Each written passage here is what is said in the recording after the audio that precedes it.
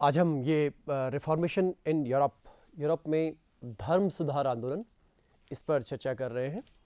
धर्म सुधार आंदोलन, इस टॉपिक पर चर्चा करने से पहले आज मैं ये बता दूं कि इसका जो हम लेक्चर का स्ट्रक्चर है वो स्ट्रक्चर क्या रहेगा। सबसे पहले हम इसके बारे में बैकग्राउंड समझेंगे कि क्या है, एक जनरल इंट्रोडक्शन, सामान्य परिचय इस विषय का क्या है। उसके बाद बात करेंगे हम इसके पूरे बैकग्राउंड पर, यूरोप में इसका बैकग्राउंड किस प्रकार से था, और इसी को जोड़ेंगे हम धर्म सुधार आंदोलन के कारणों से। काउजेस क्या क्या रहे, इसमें सभी तरह के काउजेस आएंगे, और इंक्लूडिंग तात्कालिक कारण यानी कि इमीडिएट काउज क्या रहे। उसके बाद ये बात करेंगे कि धर्म सुधार आंदोलन क्या का जो 15वीं-16वीं शताब्दी से पहले का भी कोई बैकग्राउंड है या नहीं है, यानी उससे पहले भी कोई धर्म सुधार करने वाले लोग थे या नहीं थे। उसके उपरांत हम बात करेंगे कि जो धर्म सुधार आंदोलन है, जिसको हम बाद में प्रोटेस्टेंट कहते हैं, प्रोटेस्टेंट धर्म सुधार आंदोलन, वो यहाँ पे किस तरह से मार्टिन लूथर, ज्विंगली, कॉल्विन, इन सब ने डेवलप किया। एक स्ट्रक्चर हमारा ये रहेगा। और इंग्लैंड में किस प्रकार से धर्म सुधार आंदोलन हुआ। अब इस धर्म सुधार आंदोलन की प्रतिक्रिया स्वरूप किस प्रकार से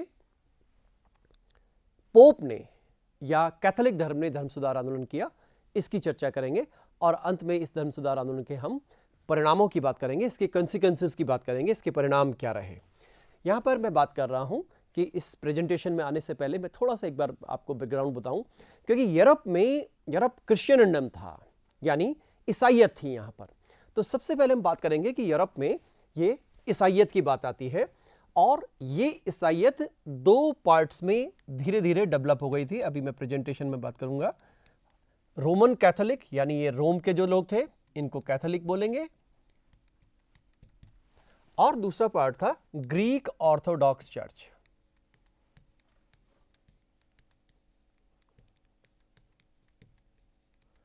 ग्रीक ऑर्थोडॉक्स चर्च, ये लगभग 10वीं-11वीं शताब्दी में ये विभाजन ईसाइयत में हुआ।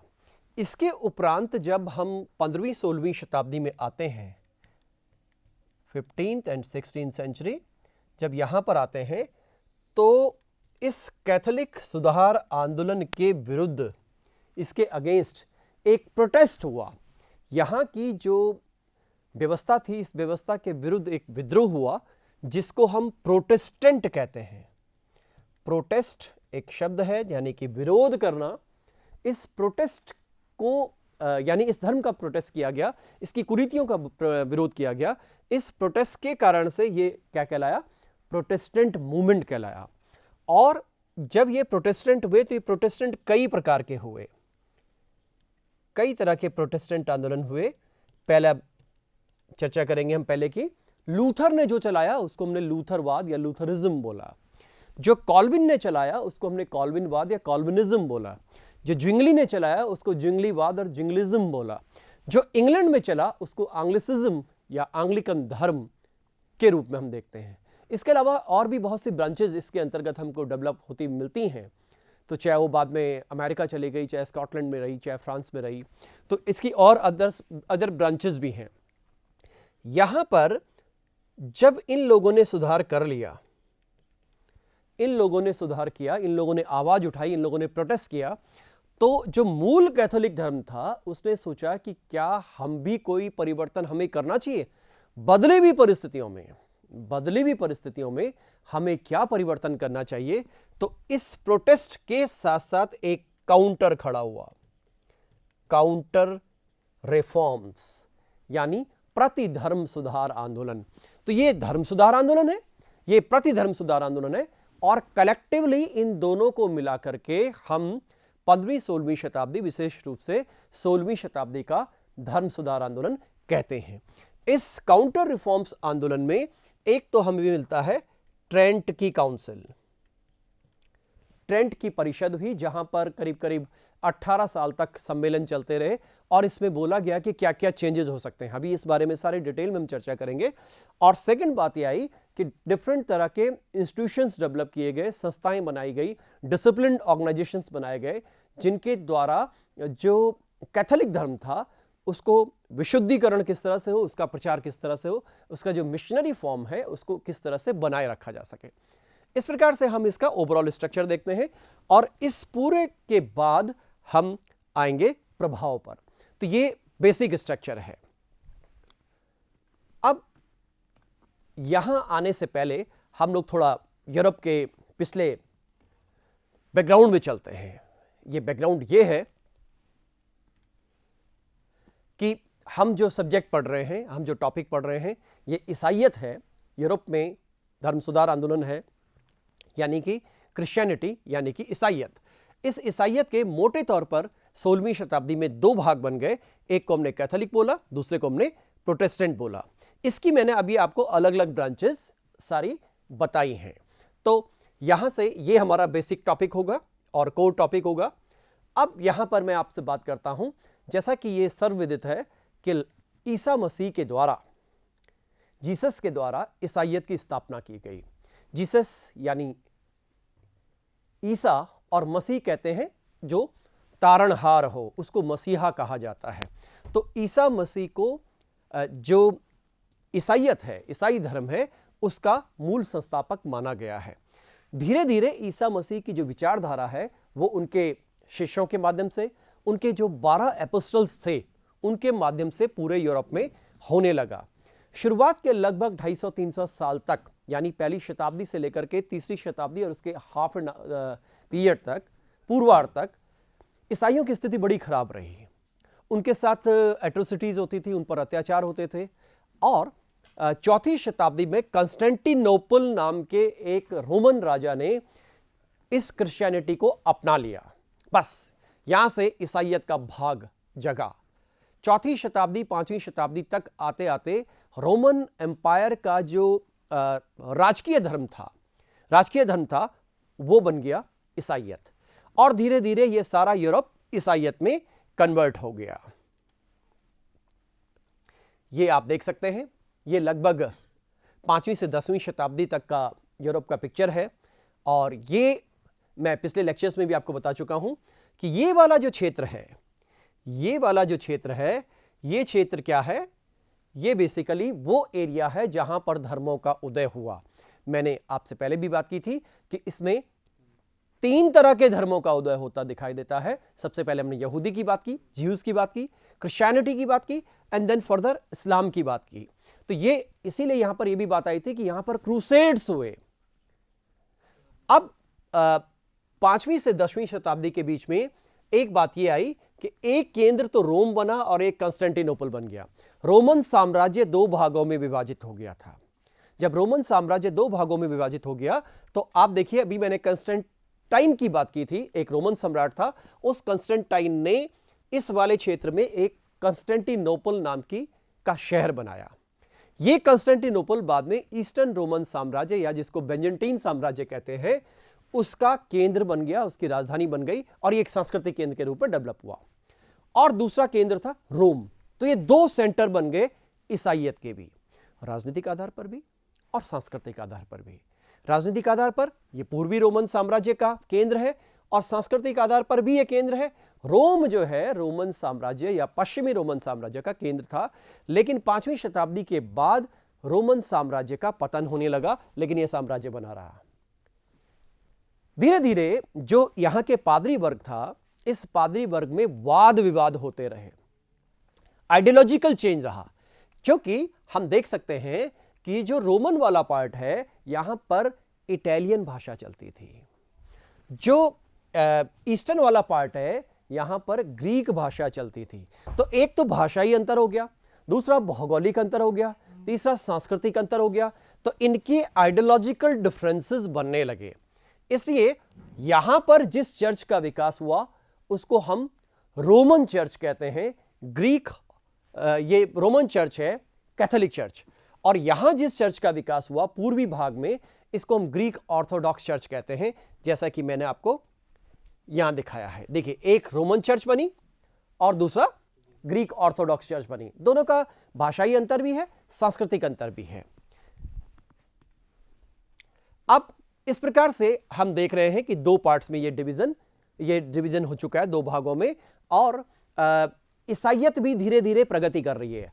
जैसे कि बात हुई है कि जो मध्यकाल था, क्योंकि अगर हम 15वीं-16वीं शताब्दी की बात करनी है, धर्म सुधार आंदोलन की बात करनी है, तो उसके पहले हमको पीछे बैकग्राउंड में जाना पड़ेगा कि बैकग्राउंड में धर्म की स्थिति था कि क्या थी और उसमें ऐसी क्या परिस्थितियां पैदा हो रही थी, क्या ऐसे वाद विवाद थे, क्या ऐसी जटिलताएं थी, क्या ऐसा भ्रष्टाचार दुराचार था जिसके कारण से सुधार करना पड़ा, इतनी आवाज लगानी पड़ी, इतना प्रोटेस्ट करना पड़ा।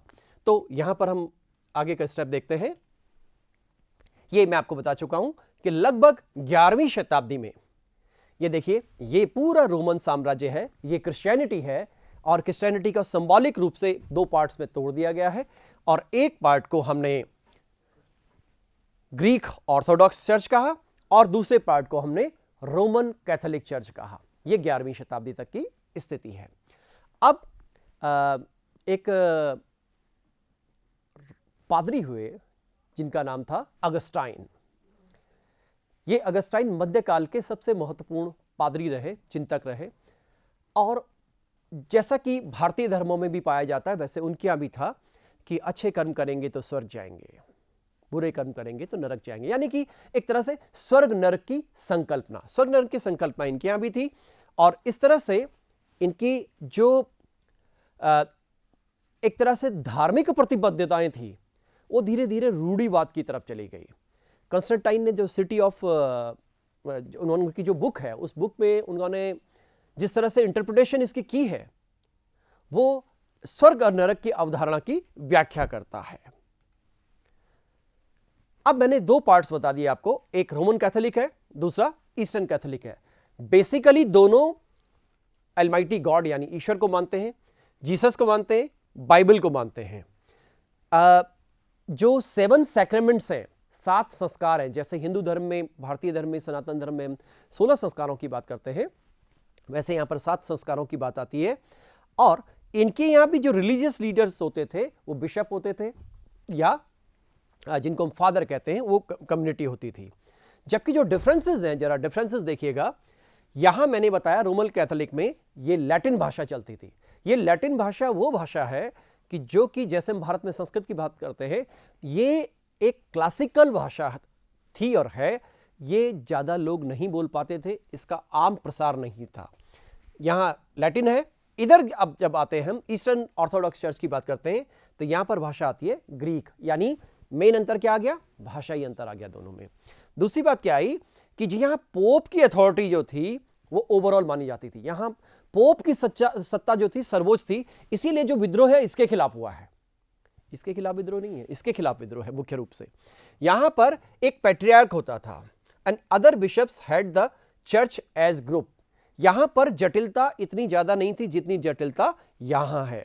यहां राजनीतिक रूप से भी पोप सर्वोच्च होता था और यहां तक की स्थिति थी जिसको हम सरेनिटी कहते हैं, संप्रभुता का सिद्धांत कहते हैं।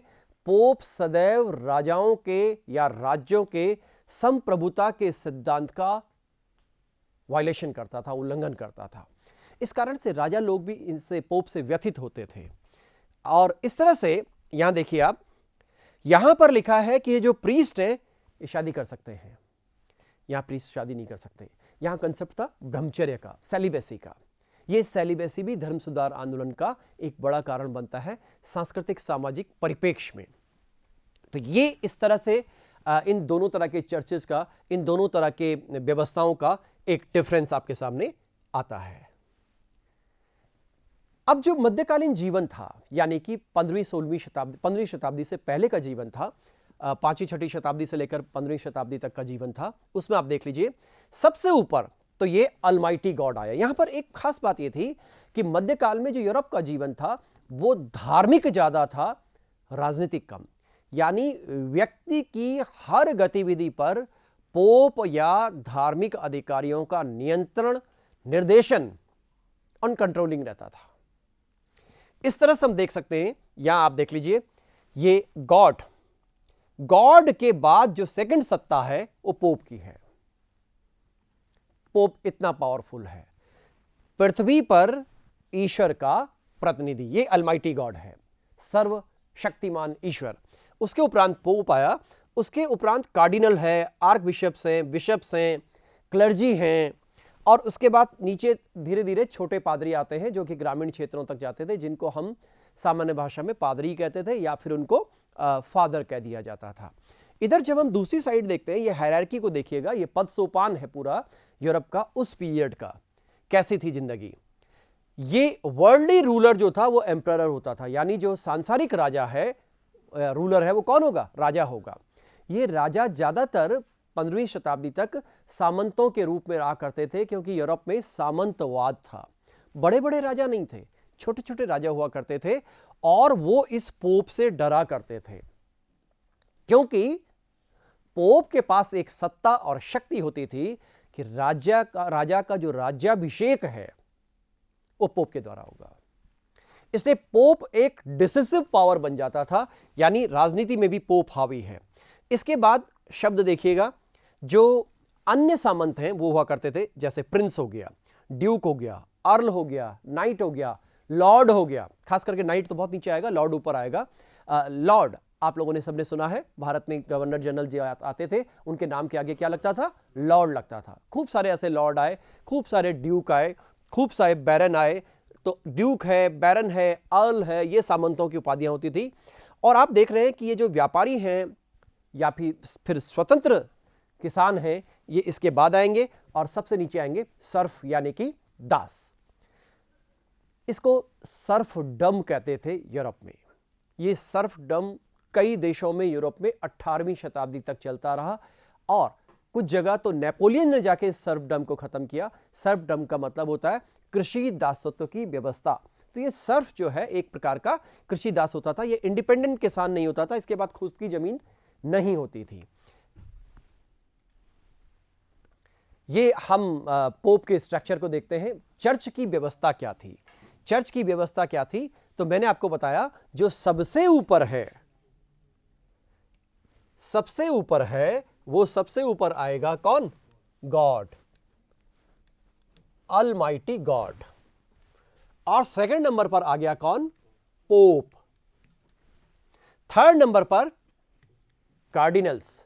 ये कार्डिनल्स कई होते थे, और इन कार्डिनल्स के माध्यम से ही पोप का निर्वाचन होता था। पोप वंशानुगत पद न था, न है, आज भी नहीं है। पोप की नियुक्ति इन कार्डिनल्स के माध्यम से की जाती थी और की जाती है। यह एक इलेक्टरल पद था। इसके बाद आते थे आर्क बिशप्स। आर्क बिशप्स के बाद आते थे क्लर्जी। ये अपर क्लर्जी और लोअर क्लर्जी दोनों प्रकार के थे। सामान्य बिशप, नीचे के बिशप, और बाकी ये सारे बिशप्स हैं। आप लोगों ने सुना होगा कि अगर आप देखेंगे हमारे आसपास के शहरों में भी कि गुरुद्वारा होता है, जो चर्च होता है, चर्च में जो मुख्य पादरी है उसको फादर बोला जाता है, उसको बिशप बोला जाता है। ये एक सामान्य प्रक्रिया है। चाहे क्रिश्चियनिटी का आप किसी भी ब्रांच की बात करें, प्रीस्ट को, पुरोहित को फादर बोलने का रिवाज है। आप लोगों ने सुना होगा हमारी संस्कृति में, भारतीय संस्कृति में भी अब एक शब्द खूब प्रचलन में आ गया, पापा। पिता के लिए पापा शब्द का इस्तेमाल किया जाता है। तो ये पापा शब्द पोप शब्द से निकला है। पोप शब्द से पापा शब्द की उत्पत्ति हुई है, और इसीलिए क्योंकि ये पिता है तो ये परम पिता परमेश्वर है, ये अलमाइटी गॉड। अगर ये पिता है तो ये पिता से ऊपर का रैंक है इसका। तो ये, इसको हिंदी में शब्द दे दिया परम पिता परमेश्वर, यानी अलमाइटी गॉड। उसके बाद ये जितने लोग हैं इन सबको हम पिता तुल्य या फादर कहते हैं। तो ये एक चर्च का स्ट्रक्चर था। अब इस स्ट्रक्चर में आप देख लीजिए प्रमोशन के चांस कितने हैं। आपको टॉप पे यहां पे पहुंचना है। ये एक पिरामिडल स्ट्रक्चर है, पिरामिडीय संरचना है, और इस पिरामिडीय संरचना में यहां से लेके यहां तक पहुंचने का जो तरीका है, यानी पोप तक पहुंचने के लिए सभी तरह का नियम तो ये था कि आपके पास आचरण हो, नियम तो ये था कि आपके पास विद्वता हो, नियम तो ये भी था कि आप धर्म के प्रकांड पंडित हों। लेकिन धीरे धीरे इस व्यवस्था में परिवर्तन ऐसा आया कि यह परिवर्तन नकारात्मक होने लगा। इसलिए पोप ऐसे लोग बनने लगे जो सामाजिक सांस्कृतिक रूप से, आर्थिक रूप से जो आचरण होने चाहिए थे उन आचरण के विपरीत वो व्यवहार करते थे। लेकिन उनके आचरण पर किसी आम आदमी को बात करने का भी अधिकार नहीं था। बात कौन करेगा? चर्च के खिलाफ कौन बोलेगा? पोप के खिलाफ कौन बोलेगा? इस पोप के पास एक विशेष अधिकार होता था, papal bulls of excommunication. Papal कहते हैं, पेपल्स कहते हैं पोप के लिए। पोप का धर्म से निष्कासित करने का अधिकार। अगर आपने पोप या चर्च या ईश्वर के संबंध में कोई नकारात्मक टिप्पणी की तो आपको papal bulls of excommunication यानी कि धर्म से निष्कासित कर दिया जाएगा। सेकंड स्टेज ये होगी कि आपको जिंदा सबके सामने जला दिया जाएगा बीच चौराहे में। यह सजा होती थी। इसलिए सामान्य लोग कुछ भी कहने की स्थिति में नहीं है और ये सारे लोग नेटवर्क में हैं। ये जो कार्डिनल्स और आर्क बिशप्स हैं, ऐसे बहुत से कार्डिनल्स और आर्क बिशप्स हुआ करते थे जिनकी नियुक्ति रोम के माध्यम से यूरोप के विविध भागों में की जाती थी। यानी ये आर्क बिशप्स और कार्डिनल्स जाकर के सब राज्यों में अपना धार्मिक, राजनीतिक, आर्थिक और सांस्कृतिक नियंत्रण रखते थे। इस प्रकार से यूरोप पूरा धर्म से जकड़ा हुआ था। इस जकड़न, इन दोषों के खिलाफ हुआ ये धर्म सुधार आंदोलन। अब इस वक्त राजनीति कैसी थी? राजनीति में आप देखिएगा कि ये बात मैंने पहले चर्चा कर चुका हूं मैं कि यहां पर फ्यूडलिज्म था, सामंतवाद था, कोई बड़ा राजा नहीं था। तो जब सामंतवाद होगा तो व्यापार वाणिज्य कम होगा। ये एक प्रकृति का नियम है, ये नेचर ऑफ इकोनॉमिक्स कह लीजिए या नेचर ऑफ लॉ कह लीजिए। क्योंकि सामंत जो होते हैं व्यापार वाणिज्य की प्रगति नहीं होने देते, वो इसमें बाधक बन जाते हैं। इसी के अंतर्गत एक मैनोरियल व्यवस्था यानी सामंतों की व्यवस्था का, मैनर व्यवस्था हिंदी में कहते हैं, का विकास होता हुआ दिखाई देता है। और यहां हम देखते हैं कि जो सबसे ऊपर कौन है? राजा है। राजा के नीचे लॉर्ड्स आते थे, जैसा कि मैंने अभी चर्चा की है, जिनको कई जगह वैसल्स भी लिखा हुआ है। और उसके सबसे नीचे आते थे ये नाइट्स, और इसके नीचे होंगे सारे किसान या सर्फ। ये इसकी राजनीतिक एक स्ट्रक्चर है। लेकिन आप देखिएगा ये जो राजा है, इस राजा को चुने जाने का अधिकार, राजा का राज्याभिषेक करने का अधिकार फिर से कौन है, किसके पास है? पोप या उसके अधिकारी के पास है। पोप या उसने जिस अधिकारी को नियुक्त किया है, चाहे वो कार्डिनल है चाहे वो आर्क बिशप है। तो इसलिए जो राजा थे वो भी पोप से डरते थे। ये एक सामाजिक रूप से आप पिरामिडीय स्ट्रक्चर को देख सकते हैं। मैंने आपको बता दिया सबसे ऊपर कौन? Almighty God. उसके नीचे कौन? पोप। अब जरा ये आप प्रतीकात्मक रूप से लोग हैं सारे, ये सारे प्रतीकात्मक रूप से लोग हैं। सबसे ऊपर आपने क्या रखा इसमें? राजा। हालांकि राजा को नियुक्त कौन कर रहा है? पोप कर रहा है। अब इधर हम देख रहे हैं कि ये नोबल्स हैं, यानी कि सामंती लोग हैं। कोई अर्ल है, कोई बैरन है, कोई लॉर्ड है, ये सारे वो लोग हैं। इधर एक हर राज्य में चर्च का अधिकारी है। आपको पिक्चर से, ड्रेसअप से लग रहा होगा, सबकी ड्रेस देख लीजिए आप, आपको ये पहचान में आ जाएंगे। सबसे ऊपर राजा का मुकुट दिखाई दे रहा है आपको। सामने देखिए ये व्यक्ति धार्मिक दिखाई दे रहा है, ये व्यक्ति एक तरह का अभिजात्य वर्ग का व्यक्ति दिखाई दे रहा है, और ये आपको सारे योद्धा दिखाई दे रहे हैं, नाइट्स। सामंतवाद की जो सबसे निचली सीढ़ी होती थी, सोपान होता था, उसको कहते थे हम क्या? नाइट्स। और सबसे नीचे आप देख लीजिए, आपको स्ट्रक्चर से ही लग रहा होगा कि ये कौन है? सामान्य किसान लोग हैं। देखिए कुछ वो कोई बकरी पालन, मुर्गी पालन, पशुपालन कृषि का एक महत्वपूर्ण अंग होता है दुनिया में सभी जगह पर। ये सामान्य स्ट्रक्चर है। इसलिए आपको लगता है क्या कि ये लोग चर्च की व्यवस्था पर कोई प्रश्न चिन्ह लगाएंगे? ये व्यक्ति तो चर्च की व्यवस्था का उपभोग कर रहा है, इसलिए ये तो कभी कुछ बोलेगा ही नहीं।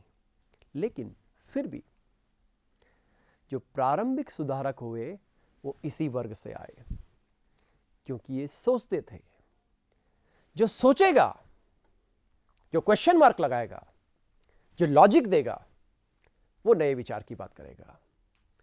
तो जिन लोगों ने लॉजिक की बात की, जिन लोगों ने क्वेश्चनिंग की बात की, उन लोगों से शुरुआत होती है धर्म सुधार आंदोलन की।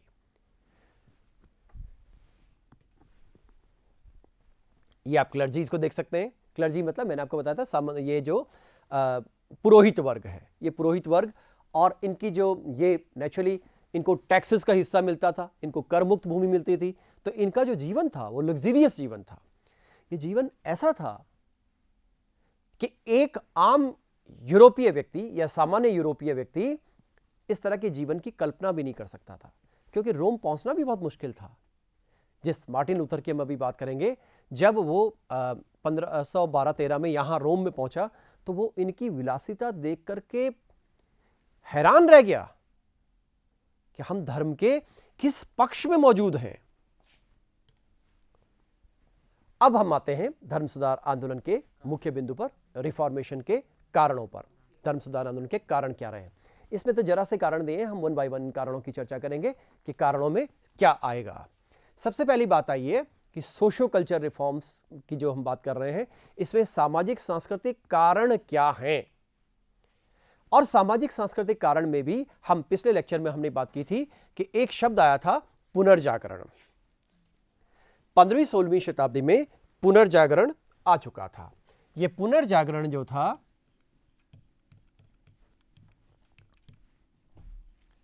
इसने तर्क पर बल दिया, बुद्धि पर बल दिया, विवेक पर बल दिया,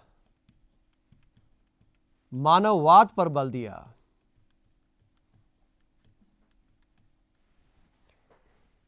यह पहली बार था जब मध्यकाल के बाद किसी आंदोलन ने, किसी बुद्धिजीवी ने इन बिंदुओं को उठाया हो, क्योंकि धर्म में तर्क का कोई स्थान नहीं है। धर्म में बात करते हैं श्रद्धा, ईश्वर पर श्रद्धा रखो, मंदिर जाओ, प्रेयर करो, चर्च जाओ, यह श्रद्धा का विषय है, तर्क का विषय नहीं है, बुद्धि का विषय नहीं है, विवेक का विषय नहीं है। और मानववाद की तो बात ही नहीं थी, मानव की तो चर्चा ही नहीं होनी है, बल्कि चर्चा किसकी होनी है? सिर्फ धर्म की। मैं बात की थी आपसे इस संबंध में, पेटार्क की बात की थी, बोकाशियो की बात की थी। ये वो लोग थे जिन्होंने मानव के बुद्धि विवेक के साथ साथ उसकी भावनाओं पर बल दिया कि मानव की भावनाएं क्या हैं, मानव के मनोभाव क्या हैं। इन मनोभावों पर बात करते हैं कौन? ये मानववादी लोग। तो इस तरह का चिंतन लेकर के जिन लोगों ने बात की, जैसे बात करता हूं मैं इरास्मस,